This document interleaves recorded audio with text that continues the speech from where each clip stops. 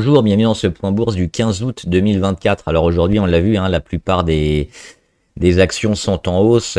C'est dû notamment, et on va le revoir en graphe après, aux chiffres macroéconomiques qui sont tombés et aux plutôt bonnes nouvelles, enfin qui sont considérées comme des bonnes nouvelles, notamment sur le marché américain. Donc les actions en prennent note et augmentent. Et on va voir pourquoi. Avant de commencer, comme d'habitude, je rappelle que les informations et analyses données sur cette chaîne sont données à titre indicatif et ne peuvent pas être considérées comme un conseil en investissement. L'investissement boursier est risqué et vous êtes responsable de tous les investissements que vous faites. Alors avant de commencer avec les actions, les indices, on va parler justement des chiffres, hein, qui sont tombés et qui ont fait bien bouger les actions notamment. Alors, on a eu pas mal de chiffres. Alors hier, on a eu... Non, c'est pas hier. Si, hier, on a eu l'IPC qui était déjà un peu en dessous à 2,9 par rapport à 3, mais surtout aujourd'hui, c'est les ventes au détail, hein, qui ont bien boosté. Et là, on le voit, hein, sur ce graphe, les marchés, parce qu'on attendait sur les ventes au détail. Les ventes au détail, c'est la consommation des consommateurs américains, hein, des ménages notamment. Donc c'est un indicateur super important qui permet aussi de mesurer l'indice de confiance, hein, d'une population sur le niveau un peu global, au niveau économique et futur. C'est-à-dire, est-ce qu'il va commencer à dépenser un petit peu ou est-ce qu'il va plutôt thésauriser, c'est-à-dire économiser son argent parce que les temps sont durs et plus on dépense, plus le niveau économique est considéré comme plutôt favorable. Donc ça, c'est plutôt une bonne chose. Cette grosse hausse qui n'était pas forcément attendue, hein, des ventes au détail aux États-Unis, parce on le voit, alors ça a été révisé en négatif, mais on était à zéro sinon le mois dernier. On le voit, c'est même en légèrement négatif.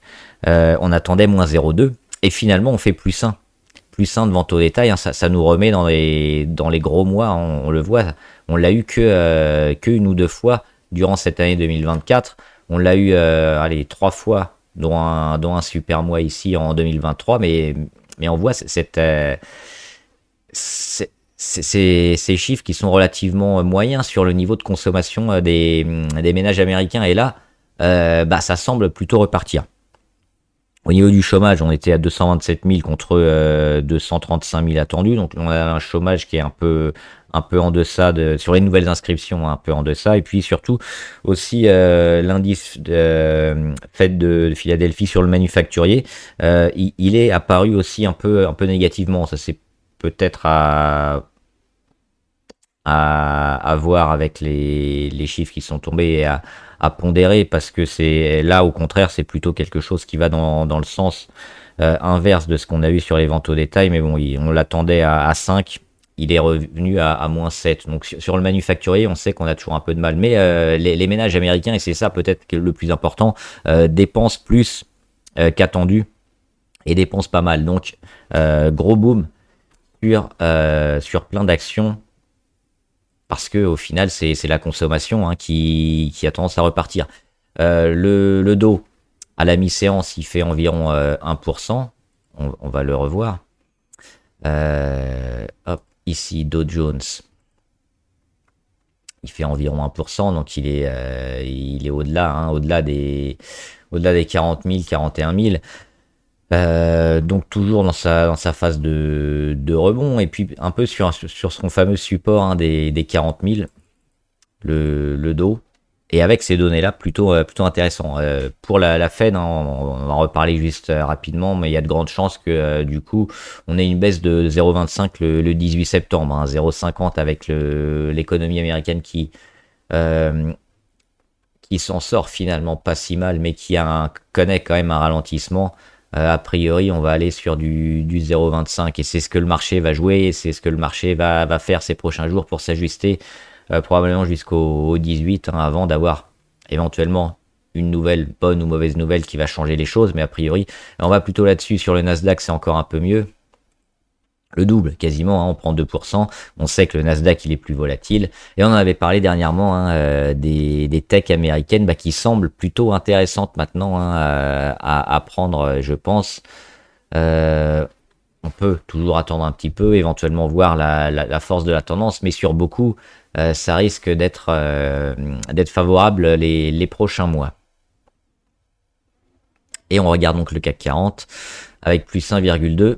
On le voit, un beau chandelier. On casse même les 7400. C'était la deuxième zone. On avait parlé des 7300.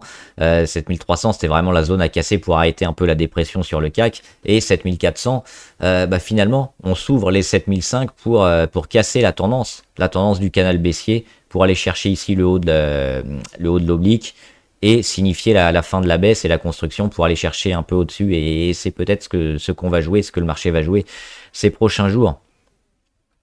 Donc plutôt intéressant d'être en position et plutôt exposé dernièrement, enfin maintenant, parce on va certainement avoir de belles journées, je pense, à venir. Je voulais voir aussi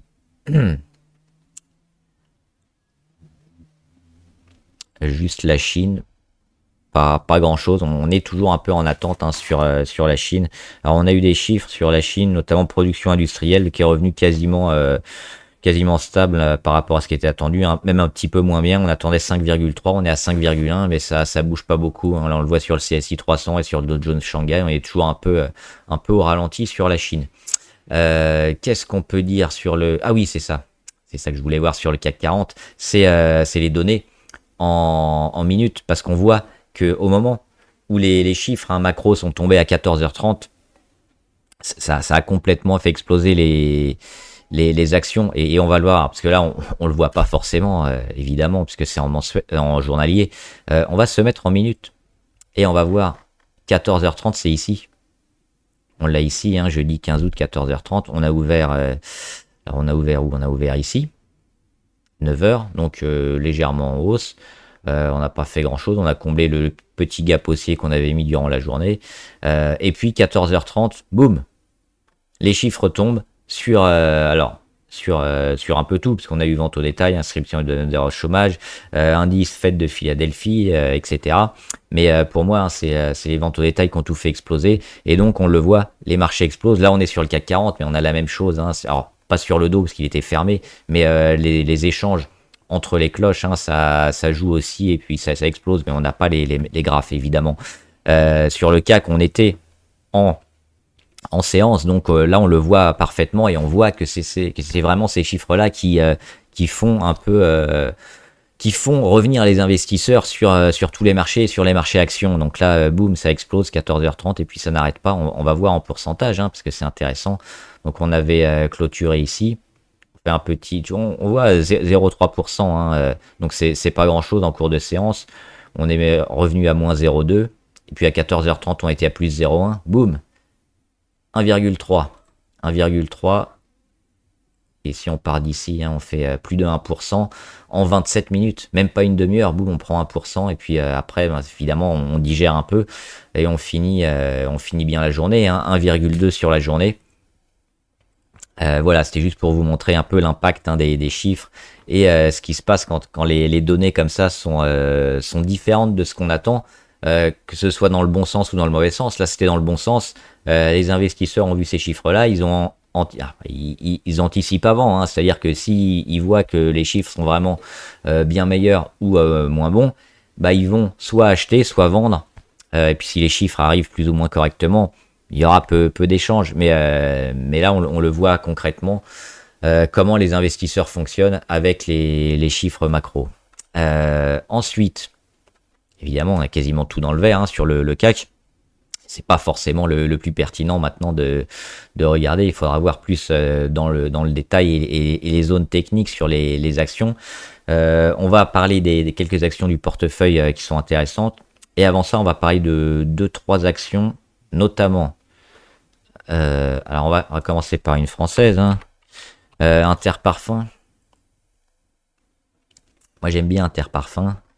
Le gap haussier ici sur résultat. Derrière, on consolide un petit peu. Enfin, c'est même pas de la consolidation, hein, c'est de la digestion d'explosion. Et puis ces deux grosses mèches basses ici qui sont rachetées sur les moyennes autour des 43. On vient pas combler le gap ici. Ça fait un moment, hein. 22 juillet. On est bientôt, alors dans une semaine, on sera le 22 août, donc ça fait un mois qu'on a explosé, qu'on a fait ce gap, et puis alors, on baisse un petit peu, mais on se maintient toujours, hein, on peut le mettre ici entre les deux obliques blanches, en gros, On va prendre l'ouverture. Et avec les mèches, on est là, quoi. La gestion d'Interparfums, donc hop, plutôt intéressante parce que à court terme, on a vu la rentrée d'investisseurs. Après, il y en a qui ont profité de ce boost de prix pour quitter la position. À court terme, c'est pas forcément une mauvaise chose, hein, selon à chaque fois ce qu'on joue, que ce soit le court, le moyen ou le long terme, on peut avoir raison. Les deux peuvent avoir raison, ceux qui achètent des actions et ceux qui vendent. Ça dépend toujours de votre prix d'achat et puis de votre horizon de placement. Donc là, c'est probablement un des gens qui ont trouvé une porte de sortie intéressante, mais le marché risque de valider cette hausse à venir sur Interparfums pour aller combler le gap ici à 52,9. C'est, je pense, le sens de l'histoire assez court terme, c'est-à-dire qu'on a la petite congestion, on devrait casser assez prochainement et puis initier un rallye vers les 52,9 sur Interparfums. On est toujours dans cette petite phase de conso qu'il faut surveiller, peut-être voir la baisse de volatilité pour entrer au meilleur des moments, mais je pense que ça va bien monter. Et puis sur le secteur américain, on a parlé pas mal de Nike dernièrement, parce qu'il y a Bill Ackman. Alors Bill Ackman, c'est celui qui est dans le groupe Pershing Square, qui est rentré pour beaucoup d'actions Nike. Il a mis énormément d'argent, notamment sur le dernier trimestre. Et comme Nike avait déjà beaucoup baissé, on le voit ici, entre le 27 et le 28 juin, Nike, ils se sont fait défoncer, ils ont perdu 20% en une journée. Derrière, il y a eu un petit phénomène un peu de temporisation. Et puis la rentrée donc de Pershing Square pour jouer le futur. Et puis pour jouer aussi une décote sur le prix qui était plutôt intéressant. Et les chiffres de Nike sont pas si mauvais que ça quand on regarde. Pas forcément en détail très précis, mais sur les gros chiffres, notamment les chiffres d'affaires, le résultat net, les marges.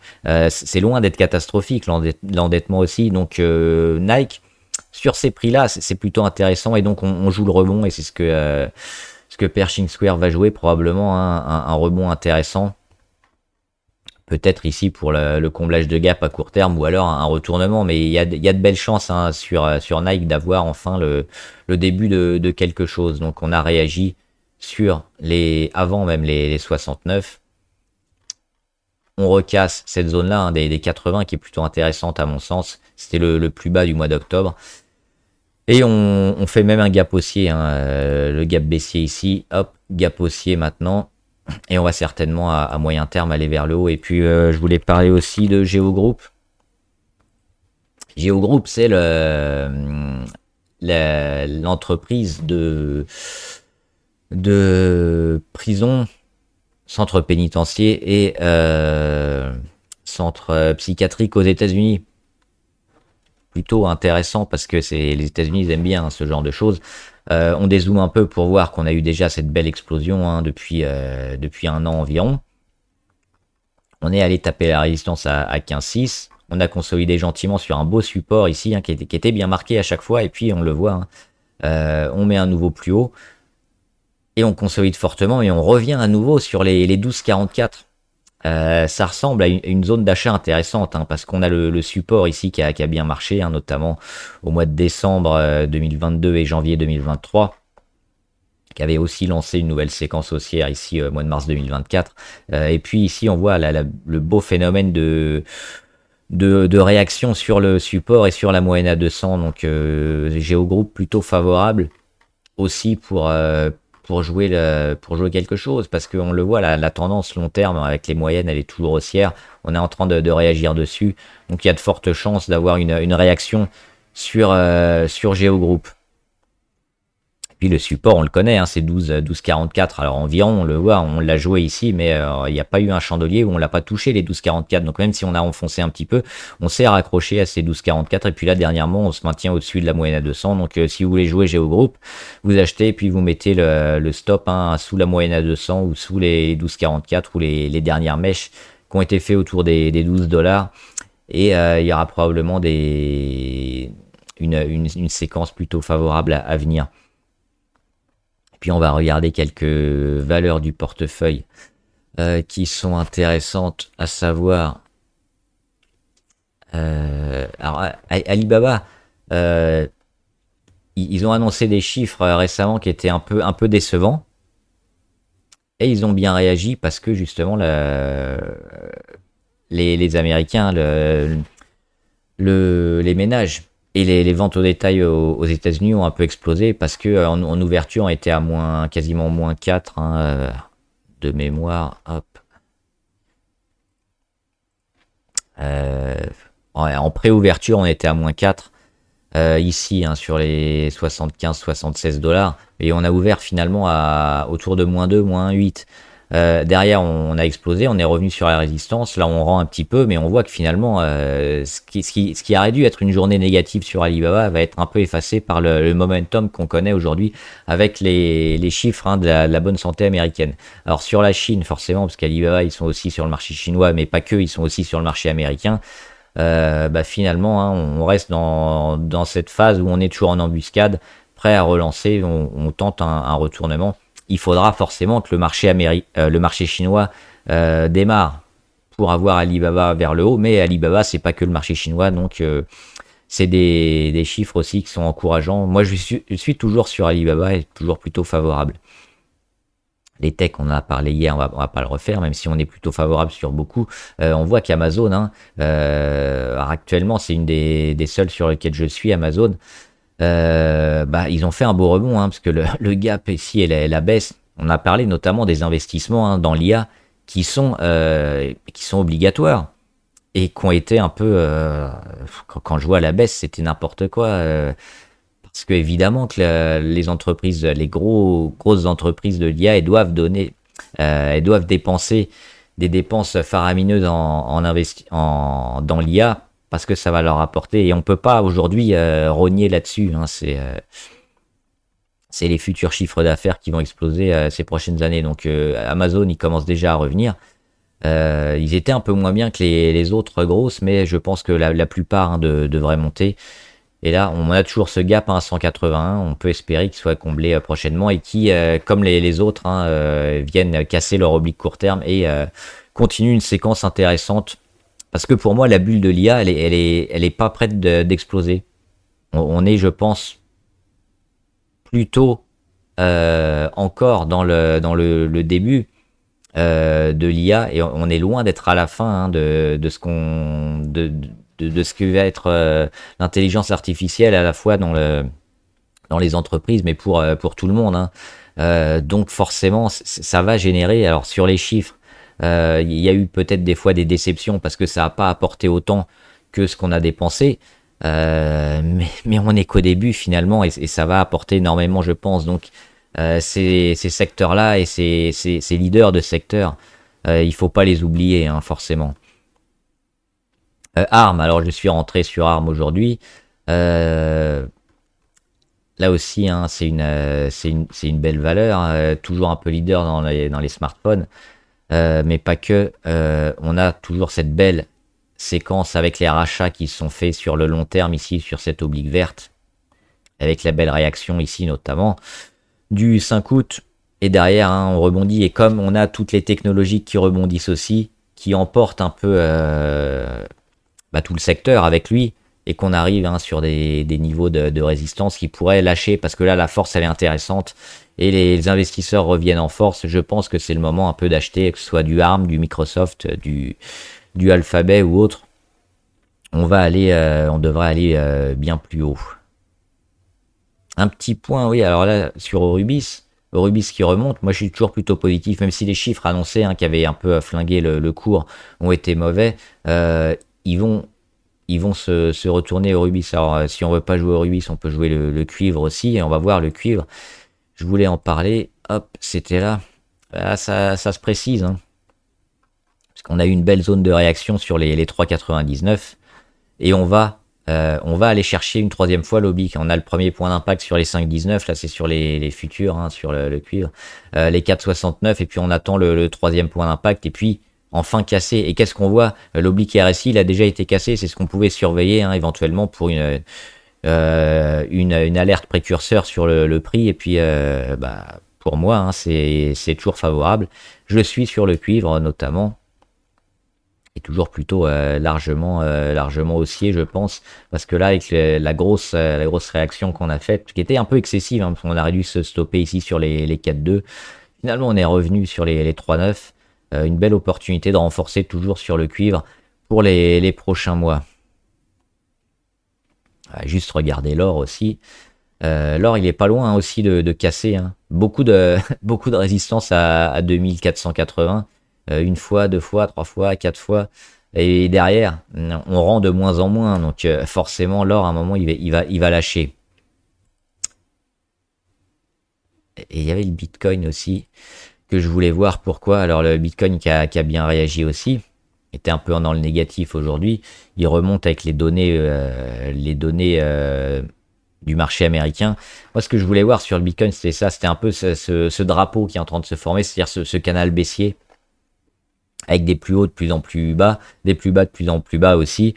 Finalement, on descend, mais généralement, quand on arrive à casser cette dynamique, hein, de canal baissier ou de drapeau, surtout qu'on a une tendance toujours plutôt favorable, quand on casse, on va un peu fortement vers le haut. Je pense c'est ce qu'on avait notamment sur des actions comme Capgemini, notamment avant qu'ils explosent, c'est cette configuration-là. Donc, alors là, c'est un peu tôt, mais ce qu'on peut avoir sur le Bitcoin, c'est ça, hein.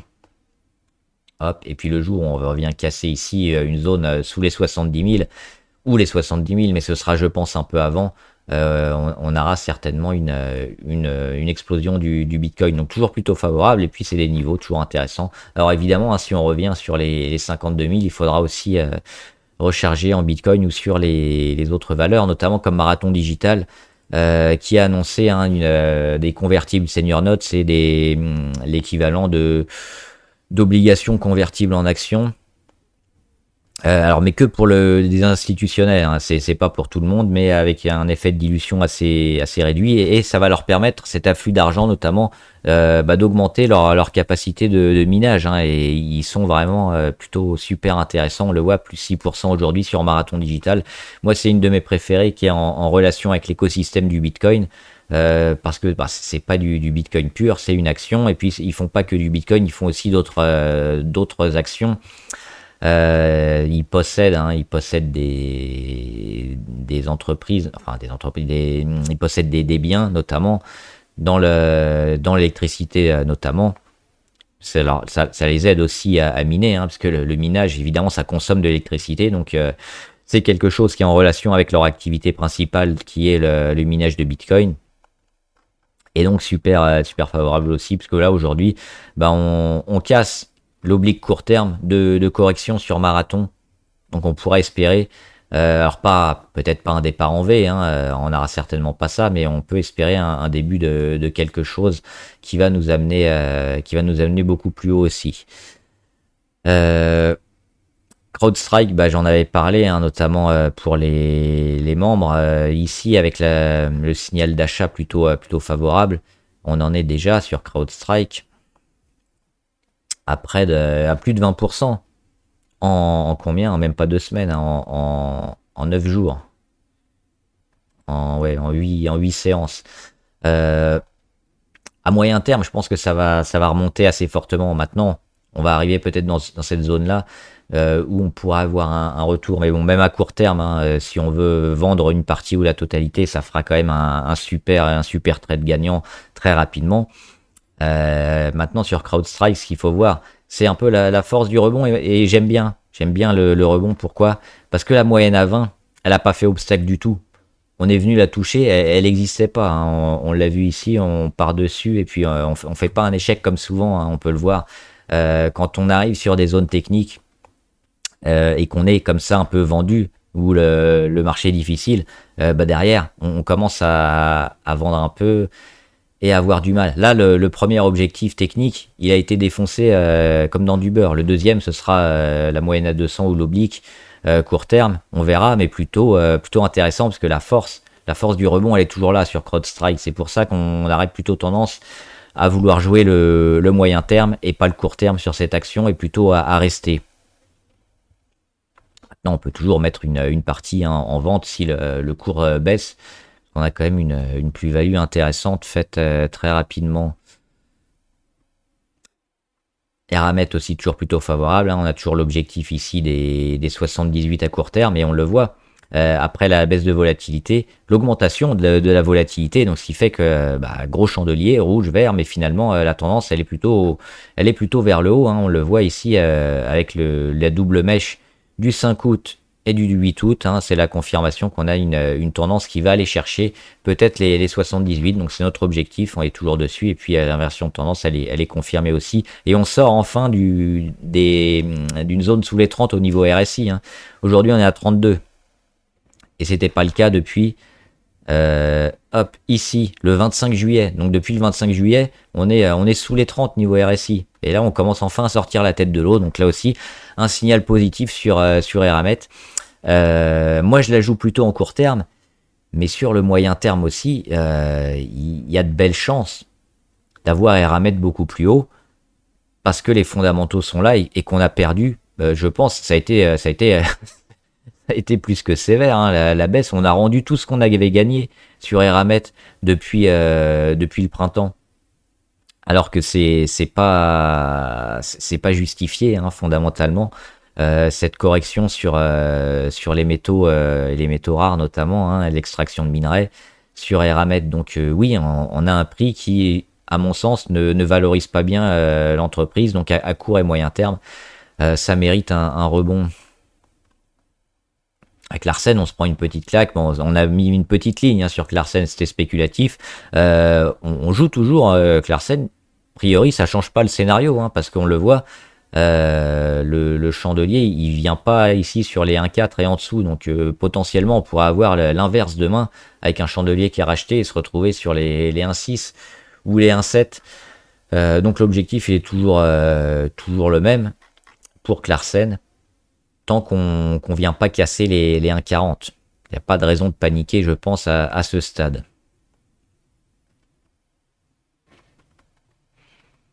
Rheinmetall aussi, plutôt bien. Ils viennent de refrôler leur plus haut historique. Alors là, deux choses. Hop, ici. On est court terme. Bah, on monte les stops ou on vend parce que l'objectif il est atteint court terme, c'est-à-dire avoir la tentative hein, sur résistance. On aurait plutôt tendance à rester quand même que de vendre et puis à monter les stops parce qu'il y a une belle dynamique hein, sur Rheinmetall. Mais quand on vient taper des résistances comme ça, on a souvent le marché qui prend ses bénéfices et qui va un peu plus bas. Alors là, c'était assez récent, c'était notamment ici, hein, on a une belle réaction le 5 août et puis on a eu les résultats, il me semble, le 8. On a donné les résultats le 8 août, donc c'est relativement récent. À moyen terme, oh là, qu'est-ce que j'ai fait? Rheinmetall, ils sont là. À moyen terme, je pense qu'on va les casser.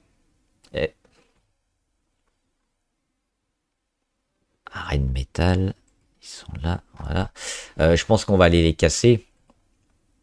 Et même si on a un petit retour vers le bas, on va aller après, décidément, on va aller plus tard hein, au-dessus des 565 sur Rheinmetall. Donc là, c'est toujours la même chose. Selon votre portefeuille, selon les liquidités que vous avez, votre raison de placement, voir ce qui est intéressant. Mais préserver aussi les bénéfices parce que si la résistance finalement elle s'avère trop dure pour le marché et qu'on revient sur cette oblique là, on aura tout perdu. Donc c'est pour ça qu'il faut quand même, je pense, sécuriser une partie des gains si on l'a joué récemment, hein, ici notamment. On en est à plus 10% rapidement.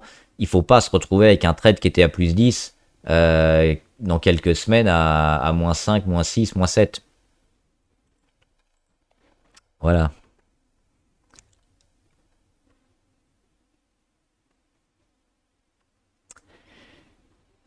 Et puis, on va finir juste avec une valeur abonnée que j'ai oubliée hier.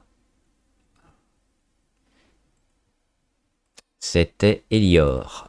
Hop, Elior Group. Alors oui, on a, au niveau du timing, moi, c'est ça que je remarque, c'est la journée du 5 et la confirmation le 6. On va regarder les chandeliers. On a une baisse, hein, une consolidation qui est normale, qui revient sur le support à 2,94. Donc on le voit ici, hein, on enfonce un petit peu, après on dépasse, on revient sur les 2,94. Et puis là on réagit et puis on a un beau chandelier. Donc là c'est plutôt intéressant, je pense, à partir du 6 de se placer. Pour le court terme, après on voit qu'on a une deuxième tentative sur les 2,9, mais on réagit.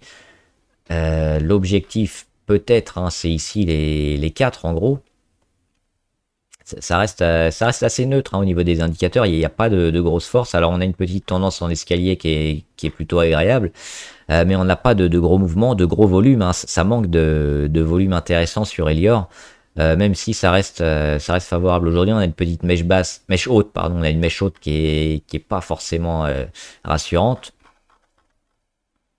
Mais sinon on est plutôt à court terme assez neutre, donc si on est rentré assez récemment, on n'est pas à l'abri d'un zigzag sur Elior, où finalement on va être un peu au-dessus, un peu en dessous, tant qu'on n'a pas quelque chose de plus marquant. Mais la tendance en moyen terme, là je parle plus en court terme, oui, elle est plutôt ici, à aller chercher. Maintenant, comment ça va y aller, je ne sais pas, parce qu'aujourd'hui on le voit, il n'y a pas de grande force, hein, marquée par les indicateurs. Mais la tendance au retournement et à moyen terme vers les 4, elle est plutôt bonne. Et puis juste pour finir en Neuronetics, alors oui, moi j'étais négatif, je suis toujours négatif malgré la grosse hausse, hein, plus 10%, alors c'est important, plus 10%, mais ce genre de valeur, vous mettez dessus, potentiellement vous avez du moins 10, moins 20, moins 30, moins 50 qui peut arriver rapidement. Là on est toujours vachement négatif, donc oui, c'est des coups à jouer, hein. Moi je ne les joue pas. Et par contre, si on revient au-dessus des 1, peut-être qu'on pourra faire quelque chose, mais quand on baisse comme ça et qu'on a des gaps baissiers, que tout est vendu avec des volumes, ça arrive pas par hasard. Donc là, c'est du rebond technique. Jusqu'où? Peut-être les 1, peut-être les 1,25, mais a priori, il faudra beaucoup plus de données intéressantes pour retourner un cours comme ça qui est largement à la baisse. Voilà, j'espère que la vidéo vous a aidé. N'hésitez pas à me dire ce que vous en pensez en commentaire et on en discutera. Bon trade, à plus!